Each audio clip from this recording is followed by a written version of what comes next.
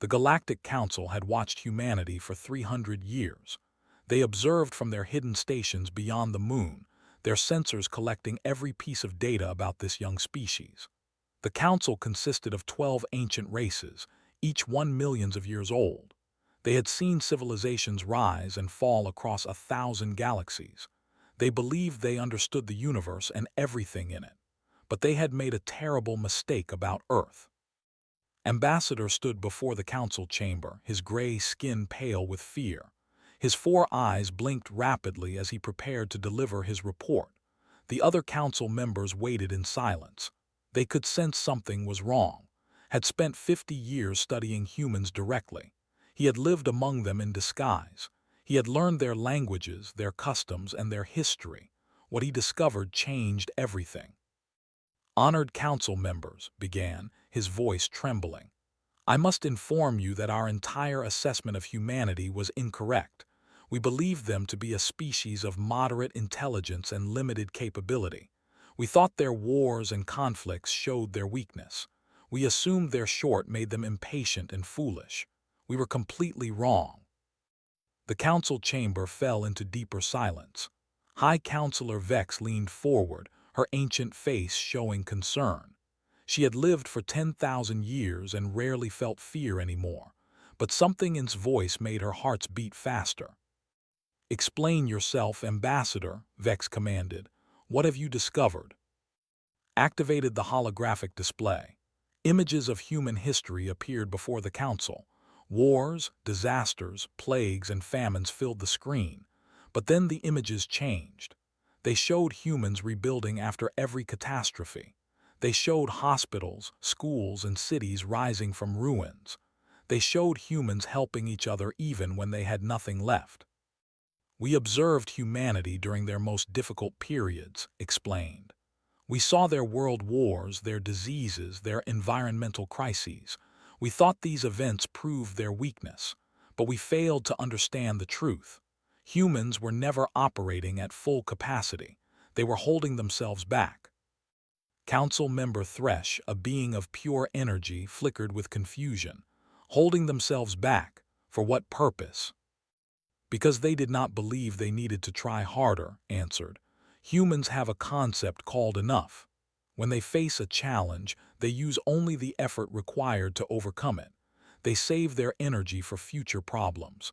We thought this was laziness. It is actually survival strategy." The display showed new images. Human athletes breaking records that scientists once declared impossible. Human scientists solving problems that took other species centuries to understand. Human artists creating works of stunning beauty in mere days. Human engineers building machines of incredible complexity. "When humans feel truly threatened," continued, "they become something else entirely. During their Second World War, they developed nuclear weapons in just 4 years. 4 years to unlock the power of atoms. It took the species 800 years to achieve the same result. When a disease threatened their population, humans created vaccines in less than 1 year. The collective needed 3 centuries for similar medical advances." High Counselor Vex raised her hand. "These achievements are impressive but not unprecedented. Many species have shown rapid development under pressure." Shook his head slowly. "With respect, High Counselor, you do not understand. These achievements happened while humans were fighting among themselves, while nations competed and argued, while resources were wasted on pointless conflicts. Imagine what they could accomplish if they ever truly united. Imagine what they could do if they stopped holding back." The chamber grew cold. Several council members shifted uncomfortably. They were beginning to understand. "I lived among them for 50 years, said. "I saw things that explanation. A human mother lifted a vehicle weighing 2,000 kilograms to save her trapped child. A human soldier carried 3 wounded companions through enemy territory for 16 hours without rest. A human doctor worked for 72 hours straight to save patients during a disaster. These were not trained warriors or enhanced beings. These were ordinary humans who simply decided they would not fail." Council member, a reptilian being from the outer rim, spoke with skepticism. Physical feats are one thing. Mental capability is another matter entirely. That is precisely my point, replied. Humans use approximately 10% of their brain capacity for conscious thought. The rest handles automatic functions and remains unused potential. When humans enter states of extreme focus or danger, they can access more of this capacity. They call it flow state, or being in the zone. During these moments, their reaction times, problem-solving abilities, and physical performance increase dramatically. New data appeared on the display. Brain scans showed human neural activity during normal conditions and during crisis situations. The difference was staggering. During emergencies, human brains lit up like stars, processing information at speeds that rivaled some mechanical computers. There is more, said quietly. Humans have another ability we did not anticipate. They call it spite. Spite, Vex asked, the emotional response to being wronged. Yes, when humans feel they have been treated unfairly, they become capable of extraordinary things. They will sacrifice their own comfort, their own safety, even their own lives, simply to prove a point. They will work harder than ever before just to show someone they were wrong. This spite has driven some of their greatest achievements. Scientists who were mocked went on to change the world.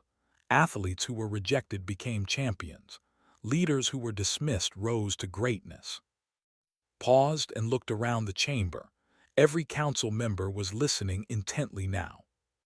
We have been observing humanity from a position of superiority, he continued. We assumed our ancient civilizations were beyond anything they could threaten. We believed our technology and power made us safe. But consider this. Humans reached their moon just 66 years after their first powered flight.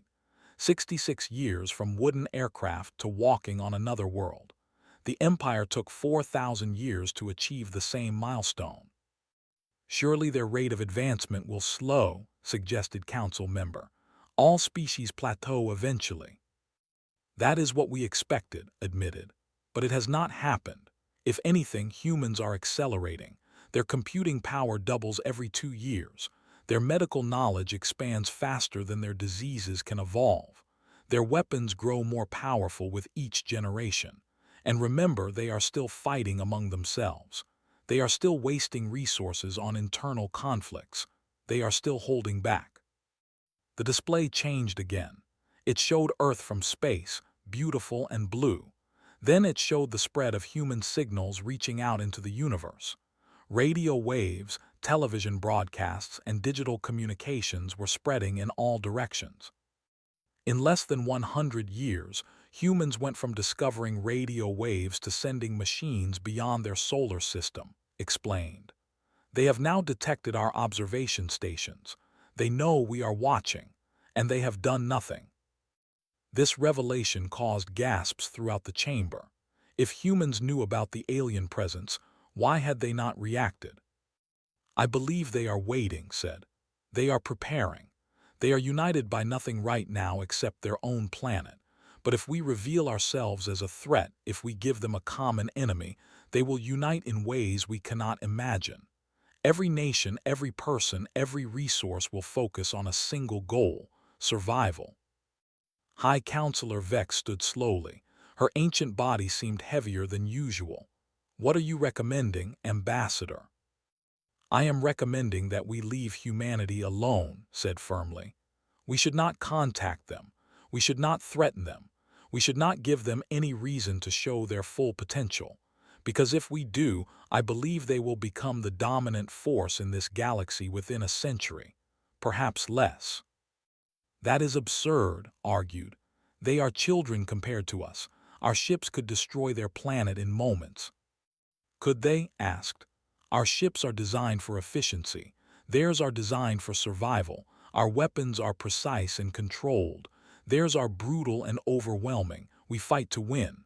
They fight to make sure their enemy never fights again. There is a difference. He pulled up one final image. It showed a human city after a bombing during their Second World War. The buildings were destroyed. The streets were filled with rubble. Bodies lay everywhere. But in the center of the image, a group of humans was already clearing debris. They were building again before the smoke had cleared. "This is what humans do," said. "They endure, they adapt, they refuse to surrender. When other species face extinction-level threats, they collapse. Humans get angry, they get creative. They find solutions that should be impossible, and then they make those solutions look easy." The council sat in stunned silence. For millions of years, they had guided galactic civilization. They had prevented wars, managed resources, and maintained balance among the stars. They had never encountered a species quite like humanity. "We made contact with the Thresh Confederation 1 million years ago," Vex said slowly. "They had achieved faster-than-light travel. The Empire had colonized 3 galaxies before we found them. The collective had mastered genetic engineering beyond our understanding. All of these species impressed us, but none of them frightened us." She paused. "Humanity frightens me." The vote was unanimous.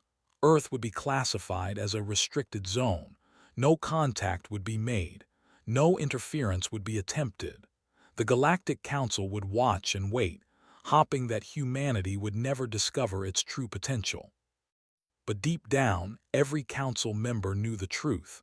It was not a question of if humans would rise to dominate the stars. It was only a question of when. And when that day came, the galaxy would tremble. Somewhere on Earth, a young human girl looked up at the stars and wondered what was out there. She felt small and insignificant beneath the vast universe. She did not know that entire civilizations were afraid of her species. She did not know that ancient beings were watching her world with fear. She only knew that the stars were beautiful and that someday, somehow, she wanted to reach them. That simple desire, that innocent dream, was exactly what the Council feared most. Because when humans wanted something, truly wanted something, they found a way to get it. Always. The universe was about to discover that its new apex predator was just waking up.